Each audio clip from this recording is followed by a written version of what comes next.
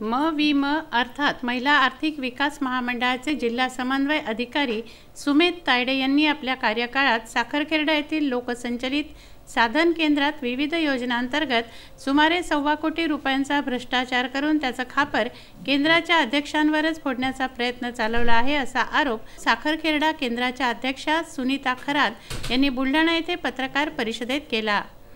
मी अध्यक्ष असताना माझ्या सहीच्या व्यतिरिक्त दुसऱ्याच महिलांच्या सह्यांनी रक्कम बँकेमधून काढल्या गेलेली आहे। बरेच वेळ मी तक्रारी केलेल्या आहे आणि आता सध्या माझ्याकडून चॅरिटीचा निकाल लागलेला असताना सुद्धा माझ्या सह्याच्या व्यतिरिक्त व्यवहार उराला, तर त्याच्याविषयी मी मुंबईला सुद्धा तक्रार केलेली आहे। इथं कलेक्टर मॅडमला सुद्धा तक्रार केलेली आहे आणि एक शेगावचं मॅटर आहे, त्याच्यामध्ये मी लक्ष घातल्यामुळे आता मीच भ्रष्टाचार केलेला असा त्यांनी मला आरोप केला। आपण अध्यक्ष असताना दुसरी कार्यकारिणी दाखवून त्यातील अध्यक्ष महिलेच्या नावावर अनेक वेळा मोठ्या रकमा काढण्यात आल्या।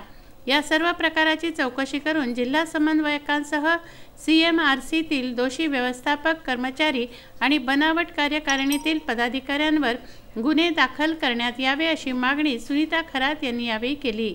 तर ते भ्रष्टाचार मी केव्हा केला, कसा केला आणि कोणता प्रकल्प आला, मी जेव्हापासून होल्ड काढला तेव्हापासून कोणता प्रकल्प आला आणि आतापर्यंत मी या प्रकल्पामधून माझ्यासाठी किंवा माझ्या गटासाठी वैयक्तिक लाभ आतापर्यंत घेतलेला आहे का आणि कोणी घेतलेला आहे ते मी सिद्ध करून दाखवते।